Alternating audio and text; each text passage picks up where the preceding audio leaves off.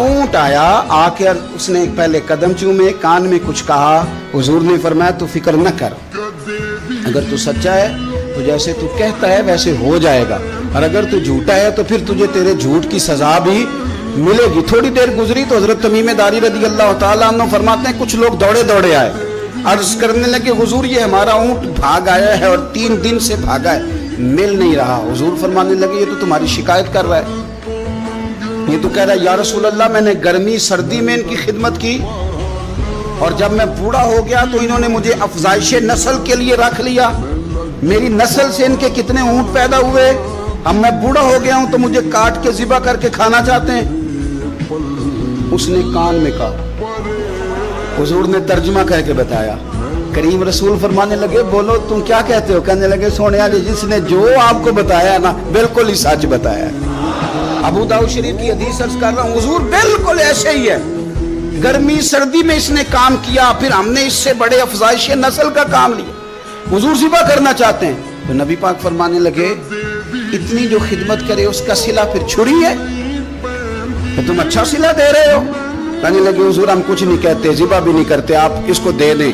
हुजूर फरमाने लगे अब नहीं मैं तुम पे एतमाद करता, इस तरह करो मेरे हाथ बेच दो। 100 दिनार का मेरे नबी पाक ने ऊँट खरीद लिया। हुजूर ने ना ऊँट को तबकी दी, फरमाया जा तू आज़ाद है। ऊँट ने ना पता नहीं क्या बातें की, एक बात की तो हुजूर ने फरमाया आमीन, दूसरी की तो कहा आमीन, तीसरी की दुआ की तो कहा आमीन, चौथी बात ऊँट ने की तो नबी पाक रो पड़े। ऊँट चला गया। सहाबा कहते हैं अर्ज की या रसूलल्लाह ऊँट ने क्या कहा है? तो हुजूर फरमाने लगे उसने पहली दफ़ा ये कहा है कि या रसूलल्लाह अल्लाह आपको मेरी तरफ से, इस्लाम की तरफ के और कुरान की तरफ से बेहतरीन सिला अता करे। तो मैंने कहा आमीन, और फिर उसने कहा दूसरी दुआ दी, ए अल्लाह के प्यारे रसूल सल्लल्लाहु अलैहि वसल्लम जिस तरह आपने आज मेरा खौफ दूर किया है, मैं दुआ करता हूँ अल्लाह आपकी उम्मत से क़यामत का खौफ दूर करे। और मैंने कहा आमीन। तो नबी पाक सल्लल्लाहु ताला अलैहि वसल्लम फरमाते हैं फिर उसने तीसरी दुआ की, अर्ज की या रसूल अल्लाह सल्लल्लाहु ताला अलैहि वसल्लम जिस तरह आज आपने मेरा खून बचाया है, सुनिया मेरी दुआ है रब तेरी उम्मत का खून महफूज करे। तो मैंने कहा आमीन।